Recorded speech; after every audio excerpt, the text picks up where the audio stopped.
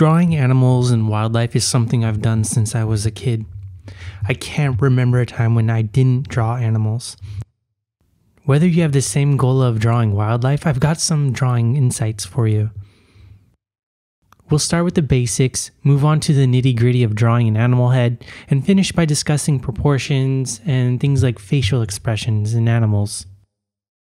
Whenever possible, draw from live animals as a reference. Zoos are my best friend for this.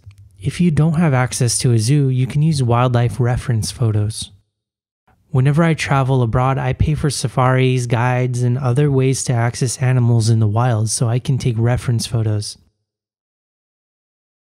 Use live animals as your models whenever possible. Drawing animals in real life are great practice for drawing movement. It's a totally unique experience. You're building a library of information in your head, which makes you more confident when you draw animals. Start your drawings with the largest and simplest shapes. I observe the basic contours of the largest shapes. Never erase when you're drawing wildlife. There are no such things as mistakes when you're drawing. Think of misplaced lines as thought lines. Lines you lay down in order to find the shapes and energy in your drawing. These thought lines are what makes drawing such a unique medium. They show off what the artist was thinking and feeling as they made the drawing. And drawing is a process where you're problem solving on the page, figuring out where to place lines in an intuitive and logical way. So don't erase. Never be afraid of correcting by laying down more lines as you go. When you're drawing animal heads, observe as best as you can, noticing textures and emotions behind the animal. Animals feel all the same emotions as humans do. The head is the biggest revealer of this. Drawing animal eyes. Pay attention to how the animal's eyes are positioned on their head. What shapes do the shadows make from the brow or under the eyes? Ultimately, getting these shapes right is important if you want to capture the animal's uniqueness.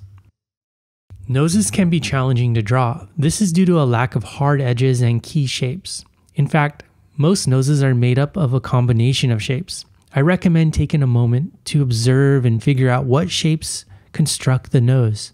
Just make sure to understand the structure of the animal's nose. Is it flat? How big are the nostrils? How far is the bottom of the nose from the upper lip of the animal? Drawing animal mouths. The mouths of most animals don't have hard edges. Most of the time, the nose and the mouth are part of the same shape, making a muzzle. Observe how the muzzle relates to the face. Does it form its own surface away from the face, like it does on a wolf? Or is it on the same planar surface as it is on a monkey?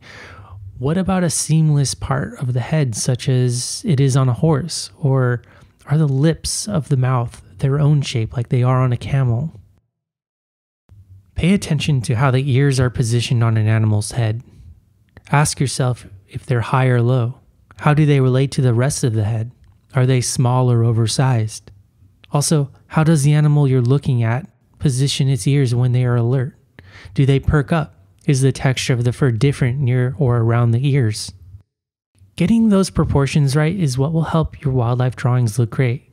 Getting the overall shapes right is key to getting the proportions correct. For example, if you're looking at a photo reference of a tiger, how do you capture its character and expression in its poses while keeping proportions? Can you observe any details about its body language that communicates its current mood? The tiger you're drawing might have a lazy, tired look to his expression, or it could be in a playful mood if it's young and near another sibling. In your wildlife drawing, try to capture those character elements. They'll make your wildlife drawings more unique.